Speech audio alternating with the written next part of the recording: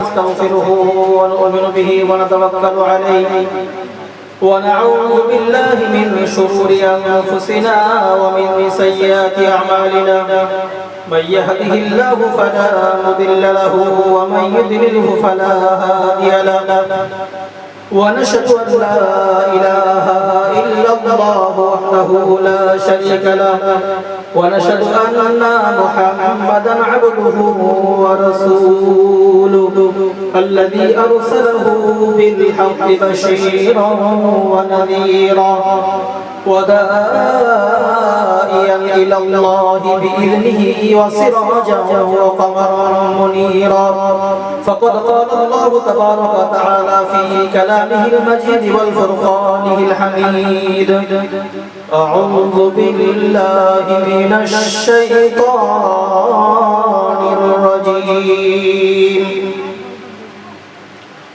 بسم الله الرحمن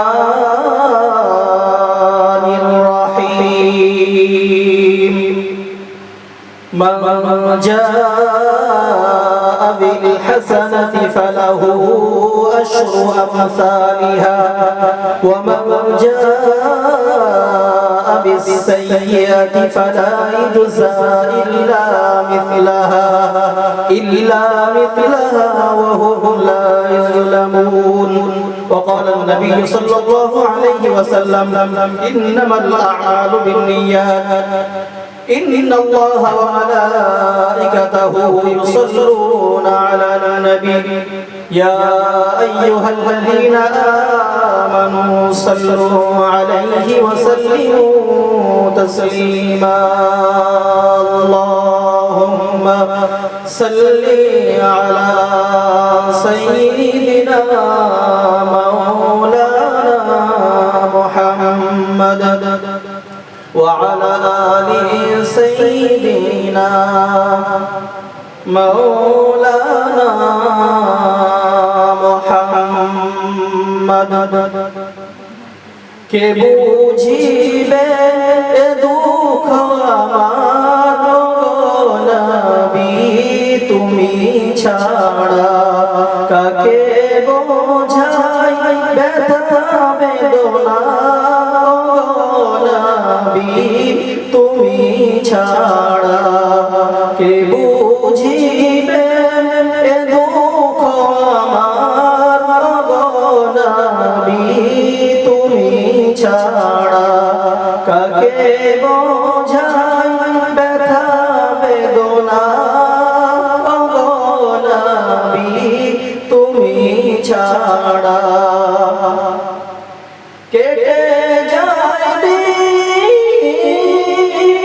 কেটে যায় দিন কেটে যায় রাত বুঝে না কেউ দিলের চাহাত কেটে যায় দিন কেটে যায় রাত বুঝে না কেউ দিলের চাহাত আপন করে হৃদয় মাঝে আপন করে বুকে টেনে মিটাও জ্বালা ও পিয়ারা কে বুঝিবে এ দুঃখ আমার নবী তুমি ছাড়া আল্লাহুম্মা সাল্লি আলা সাইয়্যিদিনা مولانا محمد وعلى آل سيدنا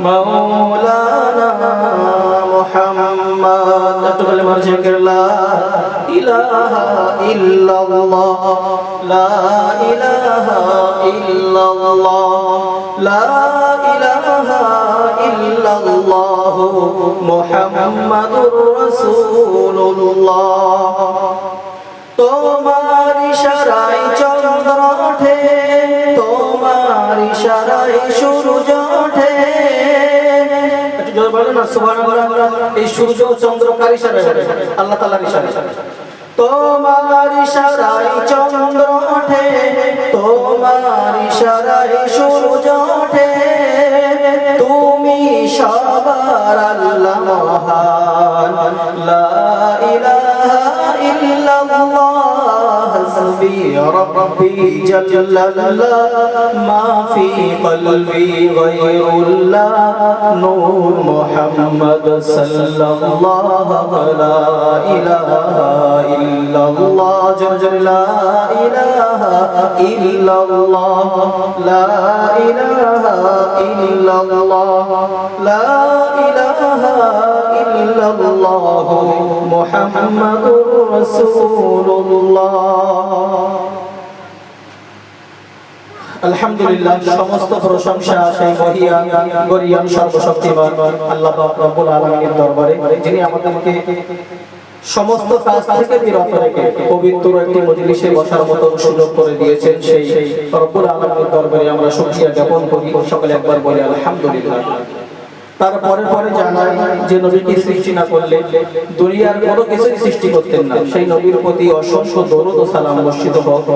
সকলে বলি সাল্লাল্লাহু আলাইহি ওয়াসাল্লাম। আজকের সম্মানিত এই জলসার সভাপতি সাহেব, আমন্ত্রিত ওলামায়ে কেরাম, আমার সামনে বসে থাকা জ্ঞানী গুণী এবং মাদ্রাসার ডাইরেক্টর সাহেব সম্মানিত, এবং পর্দার অন্তরালে মা এবং বোনেরা, সকলকে আমার হৃদয় নিংড়ানো সালাম। সকলে আসসালামু আলাইকুম ওয়া রাহমাতুল্লাহি ওয়া বারাকাতুহু। তো আমি আপনার সম্মুখে বসেছি সামান্য 5 মিনিটের জন্য একটি কথা বলবো, তারপরে আমার পরপরই বক্তা জ্ঞানী আলেম মাদ্রাসার ডাইরেক্টর সাহেব তিনি বলবেন, অন্যান্য মসজিদের ইমাম সাহেব আসেন বা বক্তা তারা পরপর বলবেন। আমার স্বল্প জ্ঞানে 5 মিনিট একটি কথা আমি বলবো, যেহেতু আমি তো বক্তা না, মসজিদের ইমাম সাহেব হিসেবে 2-5 মিনিট বলার জন্য বলেছে, তার জন্য আমি বসেছি আপনাদের সম্মুখে। তো আমি পবিত্র কালামুল্লাহ শরীফ থেকে একটি আয়াত, সাথে সাথে নবীর মুখস্থ বাণী হাদিস থেকে একটি হাদিস পড়েছি, তার উপরে দুই একটি কথা বলবো। আমা তৌফিকি ইল্লা বিল্লাহ, আলাইহি তাওয়াক্কালতু ওয়া ইলাইহি উনীব। আমি যে পবিত্র কালামুল্লাহ শরীফ থেকে পড়েছি যে আয়াতটি, আল্লাহ এই আয়াতের মধ্যে বললেন মান জাআ বিল হাসানাতি ফালাহু আশরু আমসালিহা। বান্দা যদি একটা নেক কাজ করে, একটা ভালো কাজ করে, একটা কাজের বিনিময়ে আল্লাহ পাক রব্বুল আলামিন সেই বান্দাকে 10 গুণ প্রতিদান দেন। এই আয়াতের পরবর্তী অংশে আল্লাহ বলছেন যে বান্দা যদি একটা গুনাহ কাজ করে, কিন্তু আল্লাহ একটা গুনাহ কিন্তু দেবে, 10টা গুনাহ কিন্তু দেবে। বান্দা ভালো কাজ যদি একটা করে 10 গুণ সওয়াব। রমজান মাস রমজান মাস ছাড়া, কারণ রমজান মাস যদি কোনো ব্যক্তি একটা ফরজ আদায় করে 70টা ফরজের সওয়াব, অন্য মাসে একটা কাজ করলে 10 গুণ সওয়াব। তো বান্দা যদি গুনার কাজ করে, একটা খারাপ কাজ করে, একটা গুনার তার নামায় আমারে কিন্তু লেখা হয়।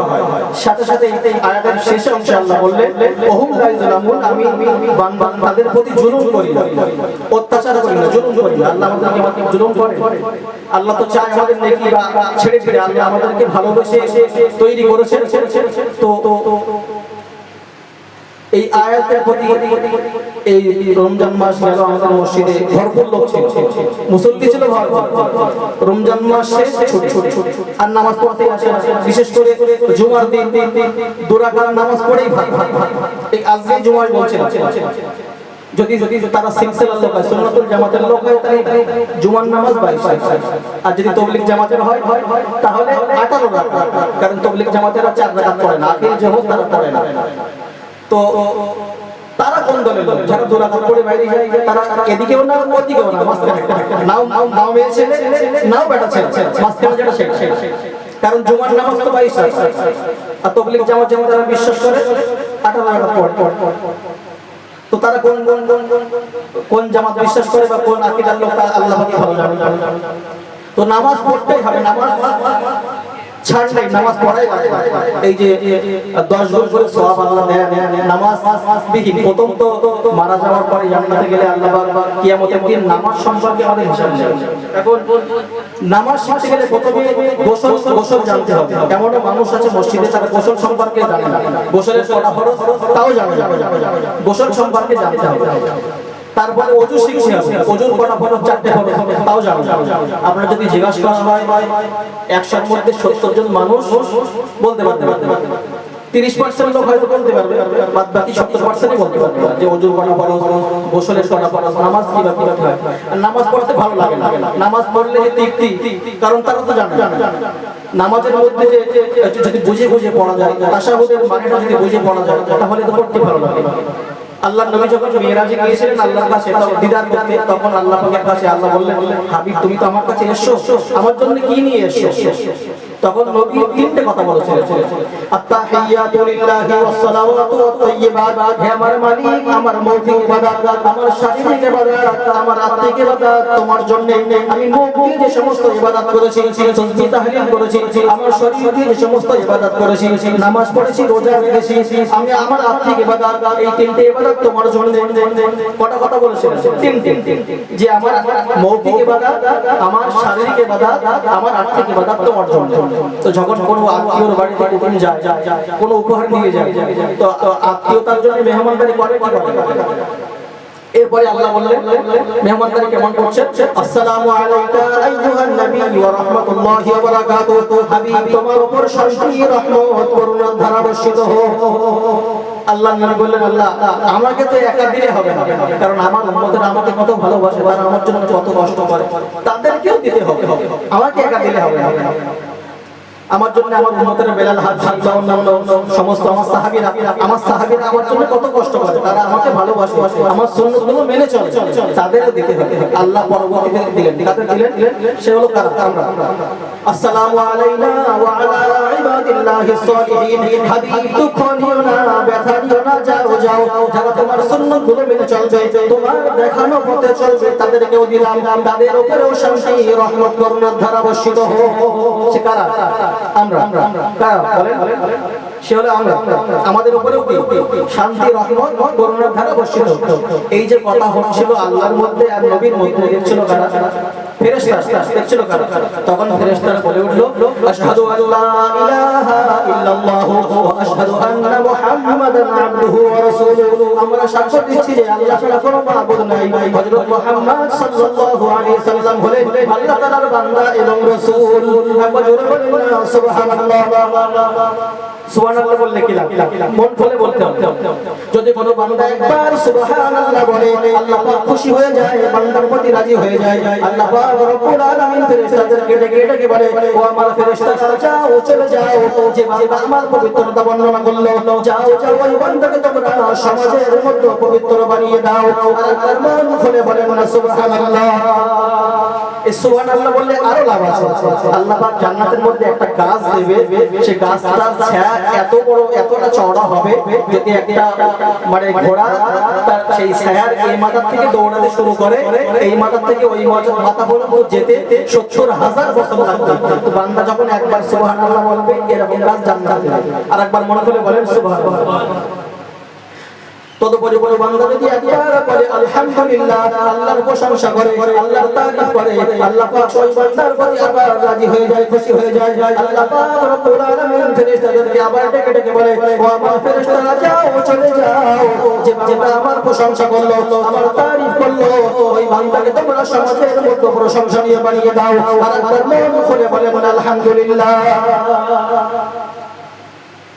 তদুপরি কোন বান্দা যদি একবার বলে আল্লাহু আকবার, আল্লাহর বড়ত্ব প্রকাশ করে, আল্লাহর বড়ত্ব মহত্ব প্রকাশ করে, আল্লাহ পাক ওই বান্দার প্রতি রাজি হয়ে যায়, আল্লাহ পাক রব্বুল আলামিন ওই বান্দার প্রতি খুশি হয়ে যায়। ফেরেশতাদেরকে ডেকে বলে, ও আমার ফেরেশতারা যাও, চলে যাও, যে বান্দা আমাকে বড় বললো, যে বান্দা আমার বড়ত্ব মহত্ব প্রকাশ করলো, যাও তোমরা ওই বান্দাকে সমাজের মধ্যে বড় বানিয়ে দাও। আর মন খুলে বলে আল্লাহু আকবার। তো নামাজ পড়তে লাভ আছে, আমরা জানি না, তাই পড়তে ভালো লাগে না। নামাজের মানে যদি বুঝে পড়ি, তাশাহুদের মানে, এরপরে দরুদ শরীফের মানে, এরপরে দোয়া মাসুরা যদি মানেগুলো বুঝে পড়ি, নামাজ পড়তে আমাদের ভালো লাগে, নামাজ পড়তে মনে শান্তি লাগে। কিন্তু নামাজ আমরা পড়ি না, যদি একটু পড়ি, জুমার দিন যাই, 2 রাকাত পড়ি, কেটে পড়ি। আপনার মুসল্লি 3 প্রকার, এক মুসল্লি হচ্ছে জুমার নামাজ পড়ে, ওয়াক্তীয় নামাজ পড়ে, 5 ওয়াক্ত নামাজ পড়ে। আর একটা মুসল্লি হচ্ছে জুমা পড়ে আর ঈদের নামাজ পড়ে। আর একটা মুসল্লি হচ্ছে শুধু ঈদের নামাজ পড়ে। এখন বলে ঈদের নামাজ পড়ে কি জন্য? আল্লাহর হাবিব বলেছেন, যে রোজা রাখে না সে ঈদ গায় না। ঈদের নামাজ তো তার জন্য, যে এই মাস রোজা রাখে তার জন্য ঈদের নামাজ। এখন সমাজের মধ্যে দেখলে পাওয়া যায় বেটা ছেলেদের 100 জন যদি জিজ্ঞাসা করা হয় কোরআন শরীফ কতজন জানে, তো 100-এর মধ্যে 90 জন জানে, 10 জন জানে। মেয়ে ছেলেদের উল্টো, মেয়েদের জিজ্ঞাসা করলে 100-এর মধ্যে 90 জন জানে, 10 জন জানে। একই বাপের সন্তান, যে বাপের মেয়ে সেই বাপের কিন্তু ছেলে। মেয়েকে শিখায় কি জন্য? তার নিয়তের গন্ডগোল। আমি প্রথমে যে হাদিসটা পড়েছি, ইন্নামাল আ'মালু বিন্নিয়াত, নিয়ত কি করে যে পরের বাড়ি দিতে হবে, মেয়েকে দিতে হবে। অন্তত কোরআন শিখো, কারণ এসে যে দেখতে আসলে জিজ্ঞাসা করবে মা তুমি কোরআন পড়তে পারো, যদি বলে না তখন সমস্যা আছে। এই জন্য কি করে মাতে মুক্তবে যাবে, মুক্তবে গিয়ে একটু কোরআন ছেলেকে শেখায় না, কারণ ছেলে সোনারাঙ্গি বানা হোক গোবরানি হোক আর যাই হোক ও তো দাম আছে, ও তো 2-3 লাখ টাকা এমনি বিক্রি হবে, কিন্তু মেয়ে ও তো পার করতে হবে। ওই জন্য এদের শেখায় যে মুক্তবে যা তোর ফিস দিতে হবে, তুই একটু মুক্তবে গিয়ে কোরআন শেখ। ওর নিয়তে গন্ডগোল। যদি নিয়ত ভালো থাকতো যে আমার মেয়েটা মুক্তবে যাচ্ছে, একটু নামাজ শিখবে, একটু কোরআন শিখবে, ওর ভবিষ্যৎ ভালো হবে, ওর বাচ্চাগুলো ভালো হবে, ওর এহকাল ভালো হবে, পরকাল ভালো হবে, এই নিয়তে যদি মুক্তবে পাঠাতো তাহলে কি হতো, সব পেতো। কিন্তু ওর নিয়তে গন্ডগোল। কি জন্য পাঠায়? যে দিয়ে দিতে হবে, পরের বাড়ি দিতে হবে, যা একটু কোরআন শিখো, এই জন্য কিন্তু পাঠায়। আপনারা সকলেই জানেন যে বাদশা শাহজাহান, সকলেই জানেন তাজমহল বানিয়েছে। বাদশা শাহজাহানের একটা ঘটনা আমার মনে পড়ে যাচ্ছে। বাদশা শাহজাহানের বাপের নাম ছিল বাদশা জাহাঙ্গীর। তো বাদশা শাহজাহানের ছোট্ট ছেলে 7 বছর বয়স, আওরঙ্গজেব, ছোট্ট ছেলে 7 বছরে হাফেজ হয়েছে। তো বাড়িতে এসে বলছে, আব্বা আমি আজকে পবিত্র কালামুল্লাহ শরীফের শেষ সবক শুনিয়ে বাড়িতে এসেছি। বাদশা শাহজাহান বিরাট খুশি যে সন্তান আজকে হাফেজ হয়ে গেছে। তো বললো যাও তুমি এই খবরটা গিয়ে তোমার দাদু বাদশা জাহাঙ্গীরকে দিয়ে এসো। তো ছোট বাচ্চা দাদুর কাছে গিয়ে দাদুর কাছে বলছে, দাদু আজকে আমি পবিত্র কালামুল্লাহ শরীফের শেষ সবক শুনিয়ে এসেছি। দাদু কিছু বললেন না। দাদু বলে ঠিক আছে। তো বাদশা আওরঙ্গজেব মানে বাদশা ছোট ছেলে, ছোট বাচ্চা ফিরে এসে জাহাঙ্গীর মানে বাদশা শাহজাহানের কাছে এসে বলছে, আমি দাদুকে গিয়ে বললাম যে আমি শেষ সবক শুনিয়ে বাড়িতে এসেছি, দাদু আমাকে কোনো যত্ন করলেন না, আমাকে আদর করলেন না, আমাকে ভালোবাসলেন না, আমাকে উপহারও দিলেন। তো বললো তাই ঠিক আছে আমি দেখছি, তুমি যাও। বাদশা শাহজাহান তার আব্বার কাছে বলছে, আব্বা আওরঙ্গজেব কি তোমার কাছে এসেছিল? বললো হ্যাঁ এসেছে। তোমাকে কিছু বলেছে? বললো হ্যাঁ বলেছে, কোরআনের শেষ সবক শুনিয়ে তুমি তাকে ভালোবাসোনি? বললো না। তুমি তাকে আদর করোনি? বললো না। তুমি তাকে দোয়া দেওনি? বললো না। বললো কেন করলে? তো বললো হাফেজ হয়েছে তোমার ছেলে হয়েছে, কিয়ামতের দিন নূরের টুপি তুমি পাবা, আমি তো অপদত্ত পিতা, কারণ আমার ছেলে তো হাফেজ হয়েছে। নূরের টুপিতে আমি পাবো না, নূরের টুপি পাবা তুমি। কিয়ামতের দিন আমার এইটা নিয়ে সন্তুষ্ট থাকতে হবে যে আমার নাতি হাফেজ হয়েছে, আমি এমন অপদত্ত পিতা, আমার ছেলে তো আর হাফেজ হয়েছে। বাচ্চা শাহজাহান গিয়েছিল বাপ একটু সাইজ করতে, নিজেই সাইজ হয়ে ফিরে এসেছে। তো বাচ্চা শাহজাহান কি বললেন? তিনি সবক করা শুরু করলেন। এদিকে কিছুদিন পরে বাচ্চা জাহাঙ্গীর অসুস্থ হয়ে পড়েছে। সমস্ত মানুষ এসে দেখতে এবং কবিরাজ বা ডাক্তাররা বলল যে আপনার শরীরের যে কন্ডিশন বেশি দিন আর বাঁচবেন না, আপনি মারা যাবেন। সন্তান কিন্তু দেখতে আসছেন না, মারা যাওয়ার 2-1 দিন আগে সন্তান এসেছে। বাচ্চা শাহজাহান এসে আব্বা সালাম দিয়েছে, আব্বা মুখটা ফিরিয়ে অন্যদিকে করেছে। বাচ্চা শাহজাহান আবার ঘুরে অন্য সাইড থেকে গিয়েছে, বাচ্চা জাহাঙ্গীর মুখটা অন্যদিকে ঘুরে নিয়েছে। তো বলছে, আব্বা আমি কিছু কথা বলতে চাই। বলো তুমি এখন কি জন্য এসেছো? তোমার ক্ষমতা চাই, তোমার পাওয়ার চাই, তুমি তো এমনিই পাওয়া। আমি মারা যাবো, আমার তো শরীরের কন্ডিশন, আর 2-1 দিনের মধ্যে আমি মারা যাবো। তুমি তো এমনি পাওয়ার পেয়ে যাবে, সিংহাসন তুমি এমনিই পেয়ে যাবে, আসার কোনো দরকার নেই। তো বাদশা শাহজাহান বলছে, আব্বা আমার কিছু কথা আছে, আমার কথাটা শোনার পর যদি আপনার মন চায় তখন কিছু বলবেন। তো বলো ঠিক আছে, বলো কি বলতে চাও। তো বললো, সেদিন আমি আমার ছোট্ট বাচ্চা আপনার কাছে সুসংবাদ দিয়েছিল যে কোরআনের শেষ সবক শুনিয়ে তোমার কাছে এসেছে, তুমি তো খুশি হও, তোমার মনের মধ্যে যে কষ্ট ছিল আমি তো জানতাম না। তো আজকে আমি তোমাকে সুসংবাদ দিতে এসেছি, কারণ আমি এতদিন আসতে পারিনি। যেদিন তুমি এই কষ্টের কথা আমাকে বলেছিলে সেই দিন থেকে আমি কোরআন মুখস্থ করা শুরু করেছিলাম। যখন আপনি অসুস্থ হয়ে পড়েছিলেন তখন আমি আরো নামাজ পড়া বাদ দিয়ে কোরআন আরো বেশি করে মুখস্থ করা শুরু করেছিলাম, কারণ আপনি যদি মারা যান দুনিয়ায় আমি আপনাকে সুসংবাদ দিতে পারবো কিনা, এই জন্য আরো বেশি করে কোরআন মুখস্থ করা শুরু করেছিলাম।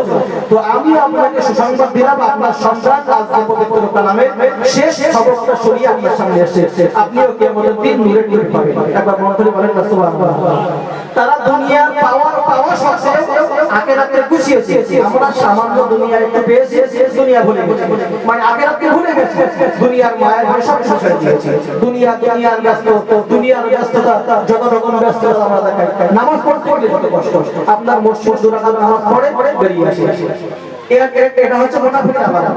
যখন ঈমানদার বান্দা মসজিদের মধ্যে যায়, মাছ যেমন জান্নাত থেকে পানিতে রাখলে সে খুশি হয়, সে আনন্দিত হয়, তখন কোন মানে ঈমানদার বান্দা যখন দুনিয়া থেকে মসজিদের মধ্যে যায়, ও তখন ওই রকম শান্তি অনুভব হয়। ওইরকম পক্ষান্তর কোন মুনাফিক যখন মানে খাসায় পাতি বন্ধু করে রাখলে যেমন হয়, মুনাফিক যেমন দুনিয়া থেকে মসজিদের মধ্যে ঢোকে, যত ব্যস্ততা, যত মানে তার কষ্ট মসজিদের মধ্যে গেলেই হয়। দুই রাকাত নামাজ পড়ে বাইরে আসে, গল্প শুরু করে দেয়, ও দুনিয়ার পরে ব্যস্ত হয়ে যায়। দুনিয়ার ব্যস্ততা কিসের জন্য?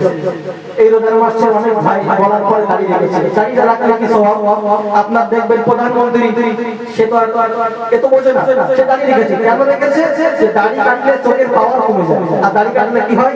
যৌবন শক্তি কমে যায়, সেই জন্য সে দাঁড়িয়ে রেখেছে। তো আমরা যদি দাঁড়িয়ে রাখি কি হবে? চোখের পাওয়ার বাড়বে। নবীর সুন্নাত আমরা রাখতে পারবো, এতটুকু বলতে পারবো যে আল্লাহ, দুনিয়ায় আমি কিছু করতে পারিনি, তোমার নবীর সুন্নাত দাঁড়িয়ে এই দাঁড়িটা নিয়ে নিয়েছে, হয়তো আল্লাহ আমাদের এই ওসিলায় জান্নাতে দিতে পারে। তো আমরা যা শুনলাম, শোনা বলার থেকে আল্লাহ আমাদের সকলকে বেশি বেশি আমল করার তৌফিক দান করুন। সকলে বলেন আল্লাহুম্মা আমিন। ওয়া আখিরু দাওয়ানা আলহামদুলিল্লাহি রাব্বিল আলামিন।